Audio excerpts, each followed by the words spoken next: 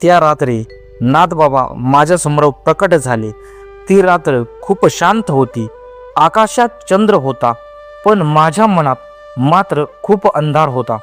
कारण त्या दिवशी मला एक गोष्ट खूप खोलवर जाणवली होती. या जगात कोणीही माझी कदर करत नाही.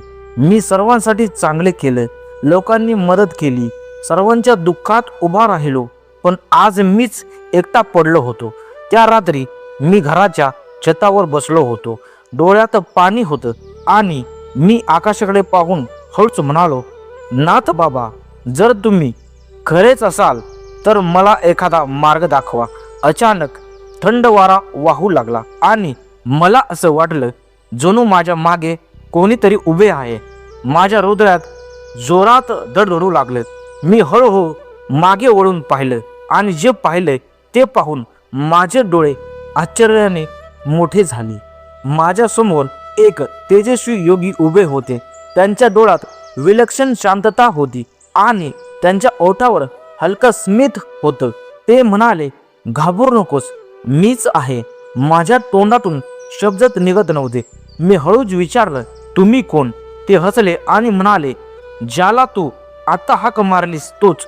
माझ्या अंगावर शहारे आले, कारण माझ्यासमोर उभे होते नाथ बाबा.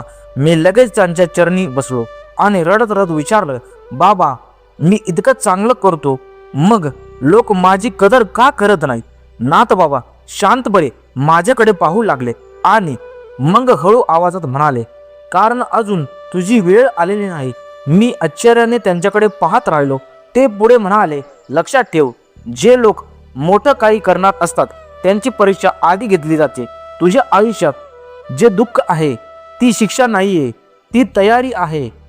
आज हे लोक तुला दुर्लक्ष करत आहेत, एक दिवस तेच लोक तुझ्याकडे आदराने पाहतील. मी विचारलं, पण बाबा, ते दिवस कधी येईल? आता बाबा म्हणाले, हसले आणि म्हणाले, जेव्हा तू लोकांची कदर मागणं थांबवशील. कारण ज्यांची किंमत खऱ्या अर्थाने मोठी असते तो कधी स्वतःची किंमत सांगत नाही. तू फक्त तुझं काम करत ला, तुझे मन स्वच्छ ठेव आणि माझ्यावरती विश्वास ठेव. मग बघ, काळ स्वतः तुझी किंमत जगाला दाखवेल. इतके बोलून नाथ बाबा उठले. मी घाबरत म्हणालो, बाबा, मला सोडून जाऊ नका. ते हसले आणि म्हणाले, मी कुठे जातोय? मी नेहमी तुझ्या सोबतच आहे. इतकं बोलून क्षणातच ते अदृश्य झाले. पण त्या दिवसापासून माझ्या मनात एक गोष्ट कायमची बसली, जग कदर करत नाहीये म्हणून दुःखी होऊ नये.